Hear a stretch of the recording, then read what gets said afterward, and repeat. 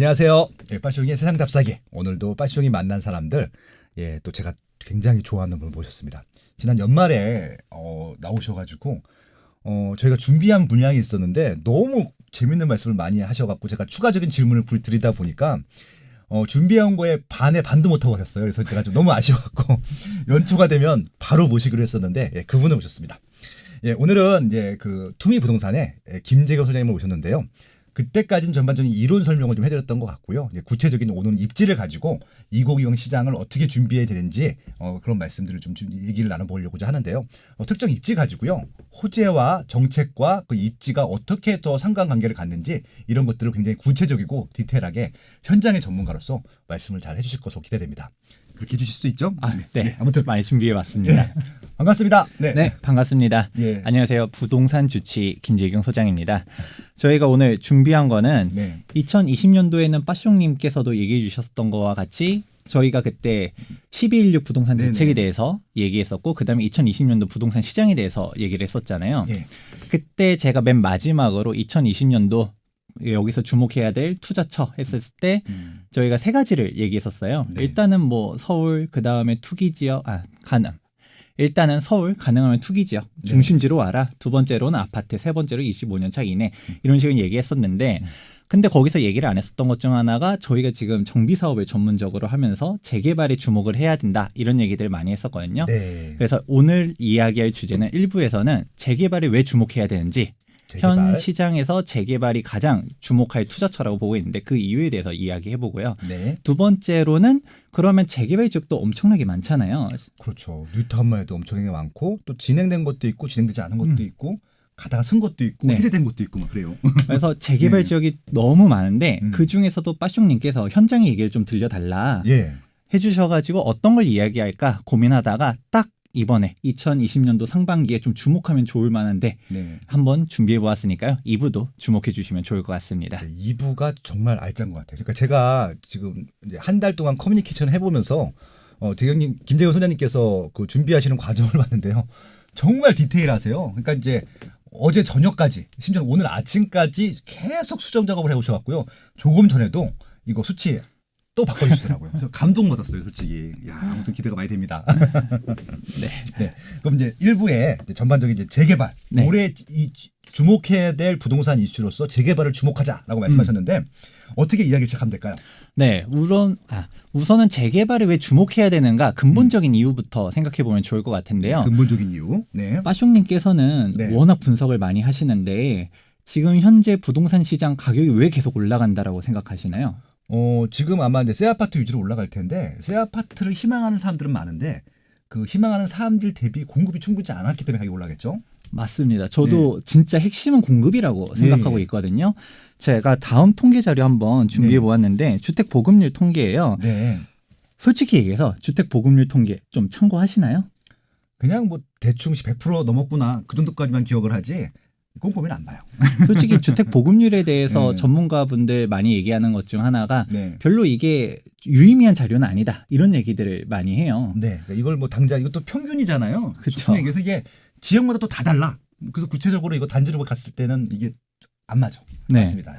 그런데 이 주택 보급률에 대한 문제점들이 크게 두 가지가 있는데 첫 번째는 일단 방금 전에 빠숑님께서 얘기했던 것처럼 디테일하게 맞지가 않는다라는 부분도 있고 실질적으로 이게 주택 공급량 우리가 말하는 보급률 이렇게만 얘기하는 거지 실제로 이 주택에 양질의 주택도 있고 양질이 아닌 우리가 생각했을 때 별로 주거 환경이 좋지 않다라고 생각하는 주택들 다 혼용돼 있다란 말이에요. 맞아요. 그러니까 수요가 지금 증가하는 지역이 있고 빠지는 지역이 있을 텐데 이건 빠지는 지역 수까지 다 포함한 거잖아요.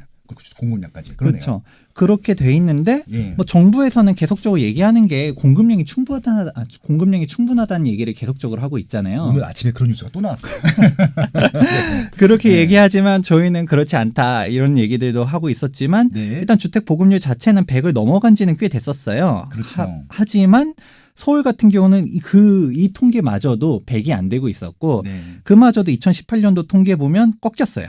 96.3에서 95.9로 이렇게도 꺾였었는데 여기서 우리가 주목해야 되는 건 주택 보급률 자체로 서울은 100도 안 되는데 여기서도 우리가 말하는 양질의 주택이 적다. 다음 통계 자료 보시게 되면 네네. 저는 이게 되게 재밌다고 보고 있거든요. 서울시 아파트 노후도 비율이에요. 노후도 비율 보면 좀 재밌게 보이는 것들이 있을 거예요. 생각보다 노후도가 낮다 싶은 데들이 있죠. 그러네요. 의외적이네. 야. 지금 보면 동대문구, 은평구 딱 이렇게 제일 낮아요. 아파트 노후도가. 이렇게 보시면 사람들이 이상하다 생각하실 수 있어요. 내가 동대문구 가보니까 엄청 오래된 주택들 엄청 많은데 왜 이렇게 노후도가 많아? 노후도가 낮아? 이렇게 물어보실 수 있는데 여기 중요한 포인트는 아파트 노후도란 말이에요.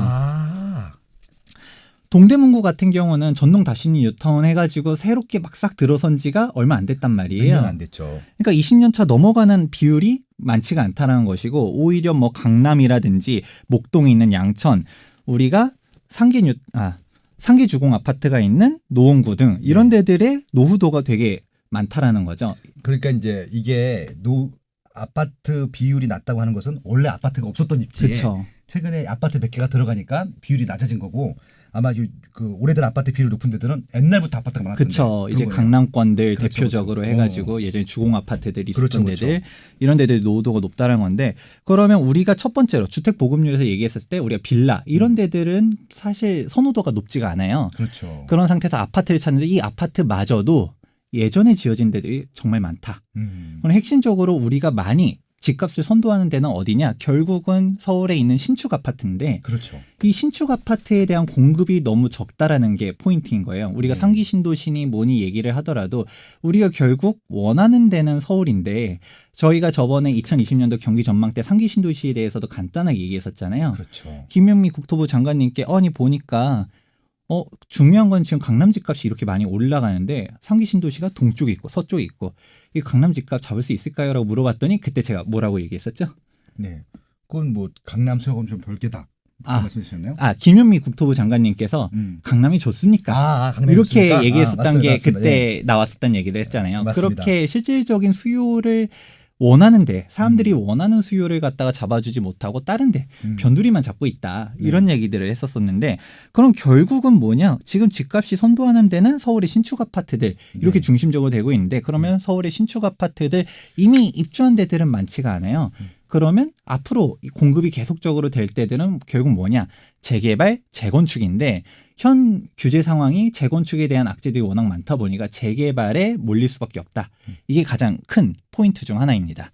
자, 그러면 본격적으로 재개발에 대해서 이야기를 해보려고 합니다. 네. 자, 재개발 같은 경우는 사람들이 좀 막연하게 생각하는 사람들이 많아요. 오래 걸리는 거 아니야? 또 이게 과연 많이 올라갈까? 이런 식으로 잘 모르니까 두려워하시는 분들이 많은데 재개발 같은 경우 많이 올라갈 때 저희가 많이 얘기하는 것 중 하나가 큰 포인트를 하나 잡으라고 얘기해요. 우선은 뭐냐? 현재 가치랑 비교하는 게 재개발이고 우리가 아파트를 투자한다는 건 미래 가치랑 비교한다라고 표현을 해요. 이게 무슨 말이냐? 우리가 이렇게 생각해 볼 수 있어요.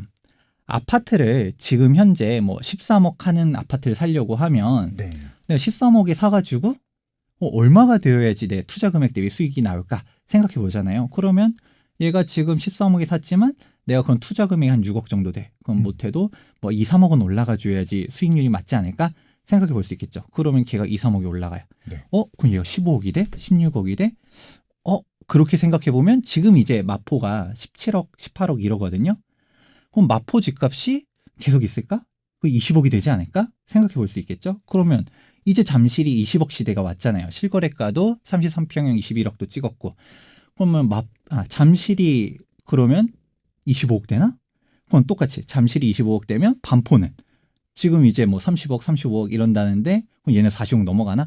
이 얘기가 나올 수밖에 없다는 거예요. 그러면 하다가 내가 산 집이 올라가는 건 1, 2억 그냥 되게 쉽게 생각했는데 이렇게 쭉 꼬리를 물고 가면 그럼 강남 집값은 도대체 얼마가 돼야지 내 집값이 1, 2억이 올라간다는 거야? 대책이 밀어 올리는 게 아닌가. 그렇죠. 그렇게 생각해 보면 근본적으로 현 부동산 시장이 올라간다라는 거에 대해서는 동의를 할 수는 있어요. 근데 얘가 과연 얼마나 올라갈 거인가에 대해서 지금 들어가도 수익이 과연 남을까? 근본적으로 고민하시는 분들도 분명 존재해요. 거기에 대해서 이제 그런 우려들 동의하거든요. 그런데 재개발 같은 경우는 지금 아파트 같은 경우 현재 가치에 사서 미래에 얼마가 될 거다 이렇게 비교한다 했잖아요. 그렇죠. 재개발은 현재 가치에 사서 현재 가치랑 비교를 해요. 자, 이게 구체적으로 어떤 얘기인지 한번 표를 보도록 하겠습니다. 재밌네. 예. 우리가 재개발 같은 경우는 현재 매수하는 시점에서 총 매가 들어가는 게 8억이라고 가정을 해볼게요. 근데 바로 인근에 있는 신축 아파트랑 비교를 하겠죠. 네. 신축 아파트 가격이 13억이다. 네. 그러면 이 차이가 5억이 차이가 나잖아요. 그렇죠. 그러면 우리는 이게 알 수 있는 게 재개발이 시간이 5년이 지난다. 완공이 되는 순간 5억은 올라가겠네가 보이는 거예요. 그렇죠. 여기서 비교하는 거는 현재 가치에 있는 아파트랑 비교해서 이 5억이 산출되는 건데 네. 그러면 중요한 거는 얘가 5억만 올라가냐. 지금 당장 마포의 예를 한번 들어보면 네. 마포 저희가 최근에 바로 어제죠. 가격을 한번 검색해 보니까 마포 지금 마포 레미안 푸르지오 마레프가 지금 대장. 네. 현재 17억의 호가가 나와 있더라고요. 파사가 17억? 네. 야. 지금 네네. 17억의 호가 나와 있는데 네.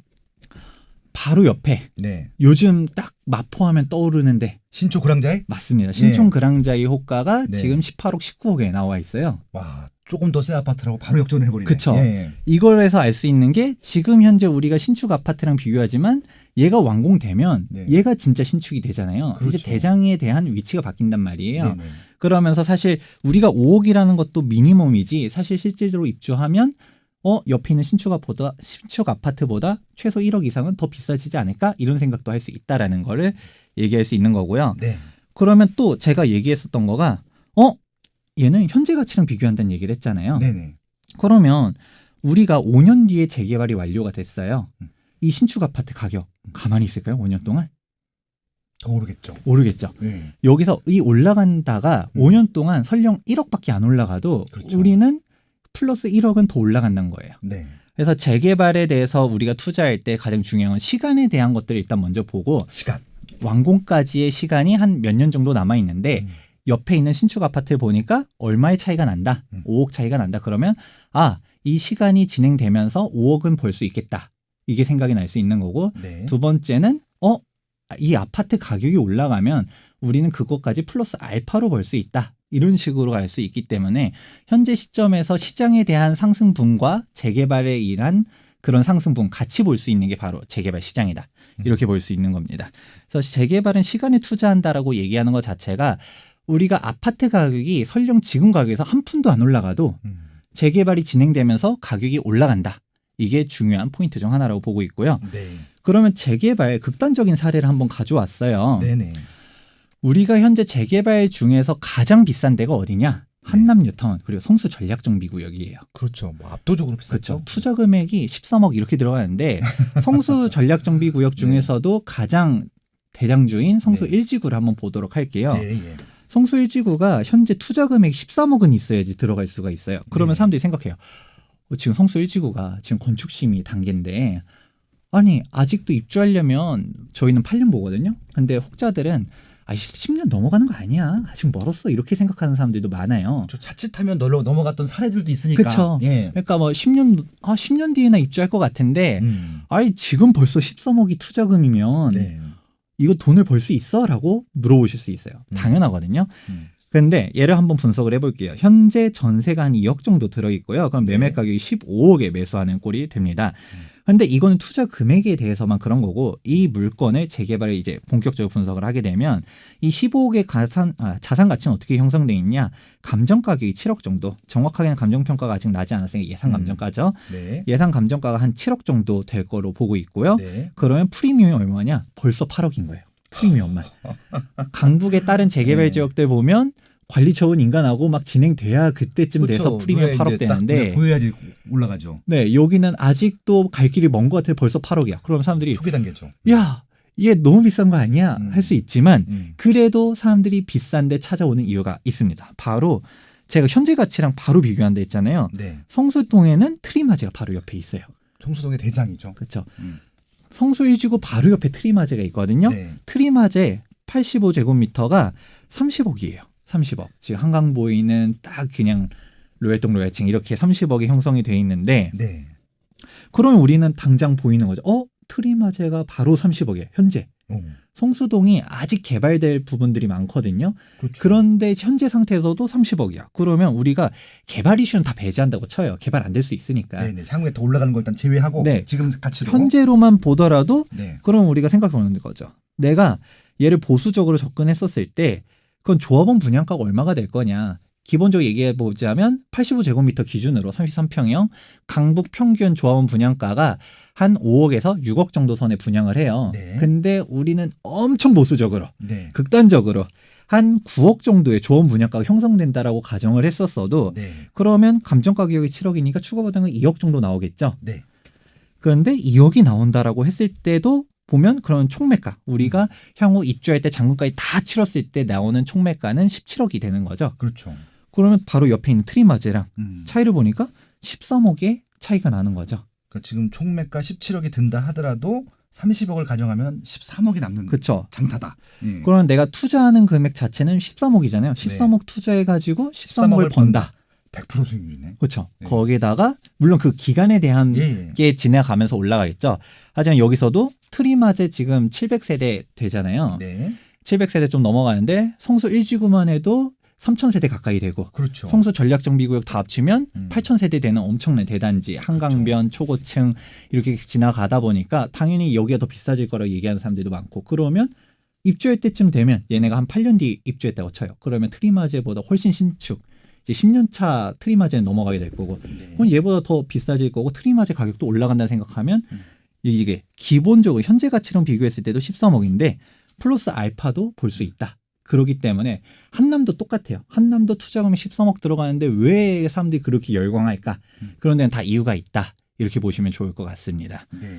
일단은 그래서 지금 현재 성수 뭐 한남 구역도 마찬가지지만 일단 성수 1구역 가지고 어떻게 재개발에 했을 때 금액이 들어가고 향후에 이런 좀 기대 수익률을 예측하는지 그걸 비교해 주셨고요. 충분히 현재 가치로 사도 충분히 수익률이 난다. 그런 말씀인 것 같습니다. 네. 네, 그러면 다음 페이지는 재개발 진행 단계에 대해서 간단하게 저희가 정리를 해놨어요. 네.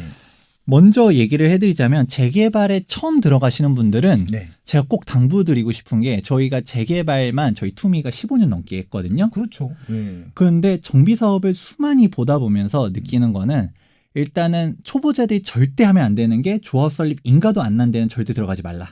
이렇게 얘기를 해드리고 싶어요. 구역 지정도 안 난 데는 말할 것도 없고요. 네네.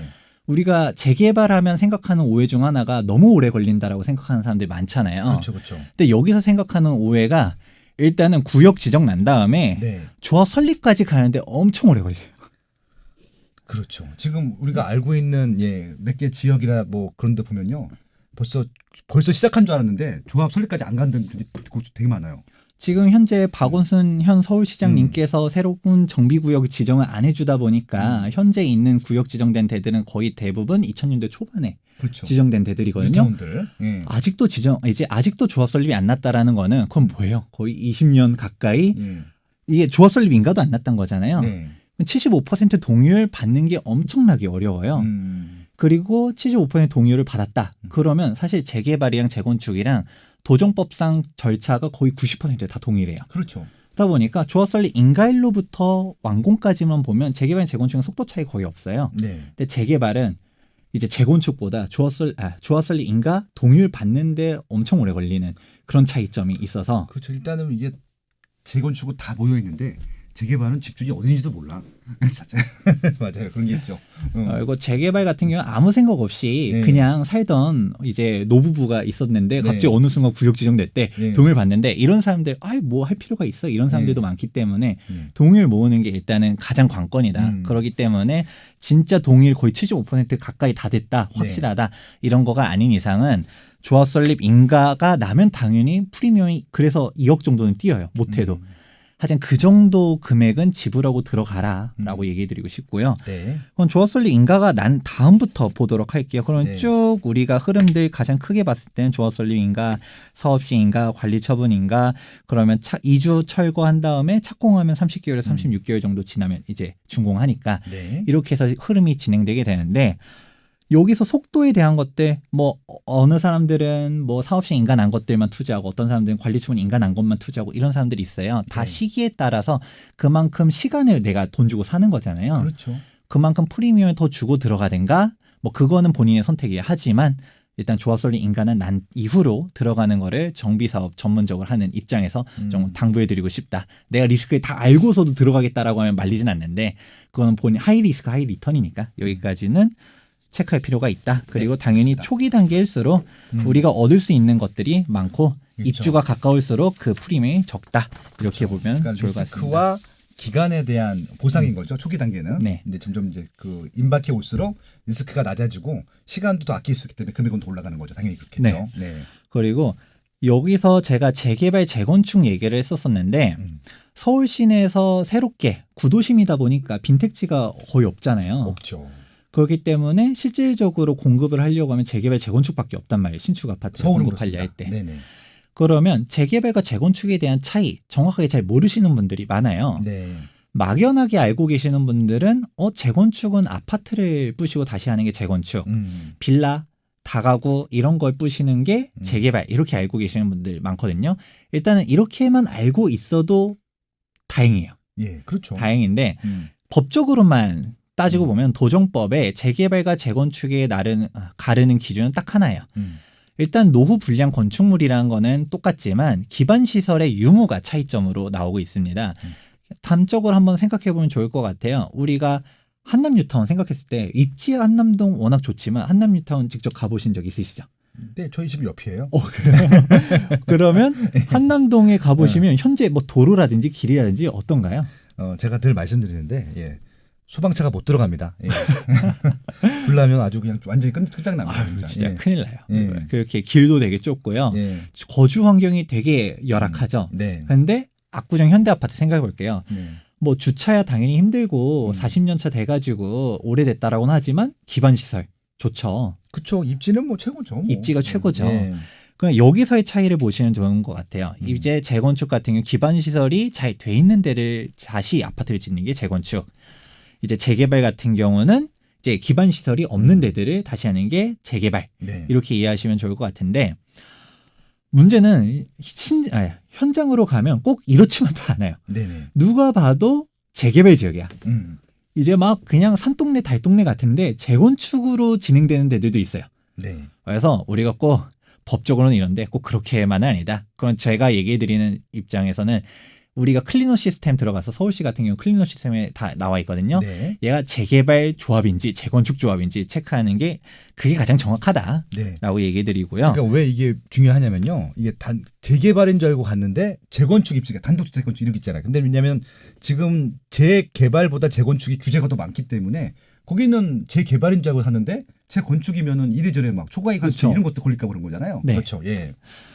재개발과 재건축을 비교하는 이유는 명확해요. 예전에는 사실 그렇게 크게 중요하진 않았었어요. 재개발 비슷했으니까. 투자하든 네. 재건축 투자하든 오히려 재건축 선호하는 사람들이 안전하고 확실하고 그렇죠. 그렇죠. 권리 이제 산정하는 데가 어렵지 않다 보니까 그렇죠. 재건축 선호하는 사람들이 많고 그랬었는데 이제 재건축이 규제가 워낙 현 정권 들어와서 엄청나게 심해졌어요. 맞아요.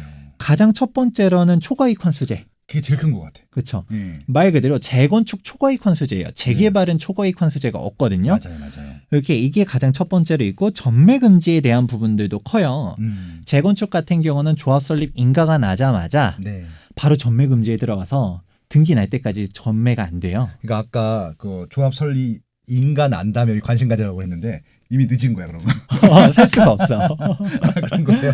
그래서 재건축 같은 경우는 조합 설립 인가나면 거래할 수 있는 이유들은 있어요. 뭐 네네. 세대 전원이 뭐 해외로 이민이든 그렇죠. 특별한 질병, 사유. 학업 뭐 이런 것 특별한. 때문에 뭐 지방으로 가든 아니면 뭐 1세대 1주택자인데 10년 보유 5년 거주를 하든 네네. 그런 특이한 상황인 경우에만 팔 수 있는데 그걸 내가 샀어도 내가 그 요건에 맞추지 않는 이상은 네. 못 판다. 그렇죠. 혹은 또 뭐 조건도 있어요. 기간이 뭐 착공하고서 뭐 3년 동안 안 되면 그렇죠, 뭐 이런 그렇죠. 것들 그런 기준들도 있고 네. 있지만 아무튼 그런 것들도 있다. 네. 그래서 아무튼 재개발 같은 경우는 조합 설립이 인가한 다음에 관리 처분 인가하기 전까지만 하면 되는 거잖아요. 뭐 사업시 그렇죠. 인가든 뭐 이런 것들 뭐 그때도 할 수 있는 것들이죠.